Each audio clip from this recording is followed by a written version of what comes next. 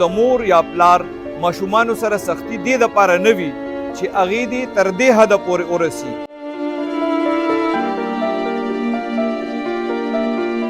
په لاره باندې چې کور خواته راورسېدو نو دغلته دوه موټر سایکل سوار رال او زما په پلار باندې ډزې وکړې هغې وویشته مړ یې کړه.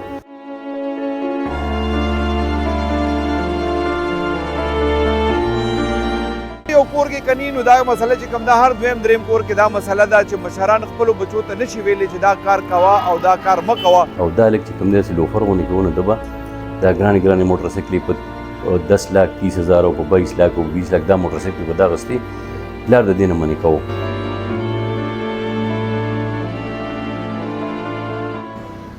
بسم الله الرحمن الرحیم. السلام علیکم. زیم کیسر خان او تاسو ګورئ کرایم کہانی. ګرانو ملګرو، څلور ورځې وړاندې د انقلاب تاڼې په حدود رحمان آباد کې یو سینیر وکیل میاں جمال شاه قتل شوی و.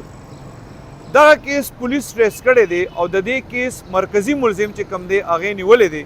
د پولیس وینا دا ده چې د میاں جمال شاه په قتل کې د سکه زوی ملوث و، هغه گرفتار شوی دی. دا ټول تفصیل به تاسو ته زه د ننني پروګرام کې ښیم.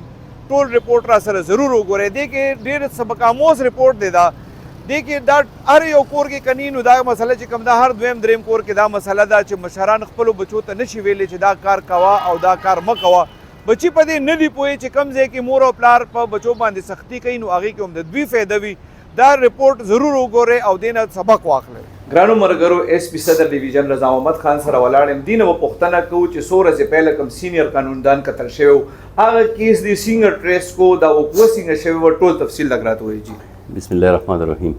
دا په 27 تاریخ باندې 11:15 باندې د ده زوی میاں عاقب پولیس ته رپورټ کړو چې زه او زما پلار د یو واده نه راتلو، په لاره باندې چې کور خواته راورسېدو نو دغلته دوه موټر سایکل سوار رال او زما په پلار باندې ډزې وکړې هغې وویشته مړ یې کړه.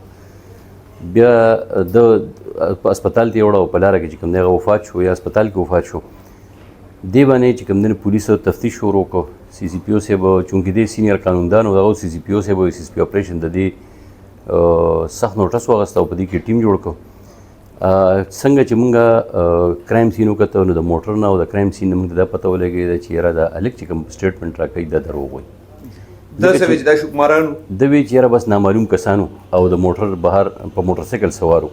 مطلب دی چې موټر نه بهر یې د باندې ډز وکړي. مونږ چې سپاټ ته لړو او موټر مو وکته نو په موټر نه د دننه نه ډز شو او د هغه سیټ نه ډز شو چې په کوم باندې دا د ده د زوی ناست و.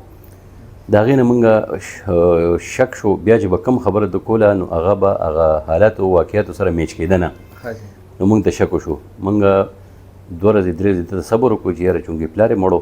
د هغې نه پس دی مونږ بوته او مونږ انټاروګیټ کړه او انټاروګیشن نه مونږ ته دا پته ولګوي چې ده د خپل پلار په خپله باندې وجلی دی او د هغې په شا باندې لکه موټیو بیهایند اکرنس یوه نو هغه دا وه چې د دوی کور کې به ګریلوي جګړه کېدي او دا هلک چې کوم دی داسې لوفر غوندې کوي نو ده به دا ګرانې ګرانې موټر سایکلې په 10 لاک 30,000 او په 22 لاک او 20 لاک دا موټر سایکلې به دا اخېستې پلار د دې نه منې کوو.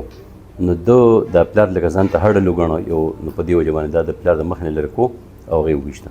دا هلک چې کوم دی چې به دا موټر سایکل یې اخېستی ده سره دا دونه ډېرې پیسې به کوم ځای نه راتلې؟ د ده یو ترو ریسنټلی ریټایر شو و د ګورنمنټ سروس نه، نو هغې هغه فنډ منډ اخېستي نو هغه پیسې ورسره هغې ولې اخېستل.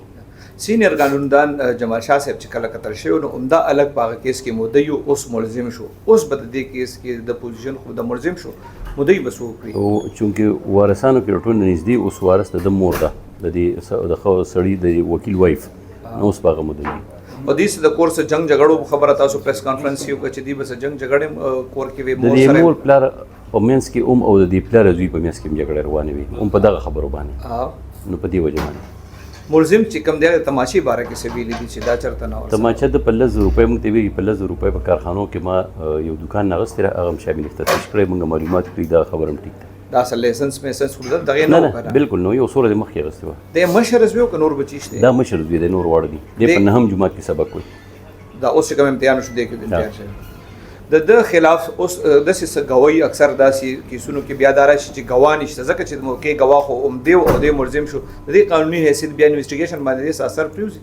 نو هغه خو بیا د کورټ کار دی که نه، موږ خو هغه فیکټ لیکو چې کوم په موقع باندې ونو چې اوس بل آی وټنس خو د دې کورو و نه و که نه، مزید تفتیش نه و پته لګي. کله چې پولیس دوی چې موټرسایکل باندې کسان رال په گاډي ډز یو کی د گاډي چې کله بیا وکړې شنو پاغي کې داسې شناختو د گاډي نه پولیس ته شواهد ملو د ګاډي د پولیس ته دا شهادت ملاو شو چې د چونکی د ډزې د بهر د موټرسایکل سوار وکړي موږ چې موقع وکتل نو دا د موټر د دننه نه شو دا ډز. ګرانو ملګرو د مور یا پلار ماشومانو سره سختی دې دپاره نه وي چې هغې دې تر دې حده پورې ورسي. د دې کیس انویسټیګیشن روان دی. د نور اپډیټس دپاره زموږ کرائم کہانی په یوټیوب، ټیک ټاک، فیسبوک او انسټاګرام خامخا سپورټ کې.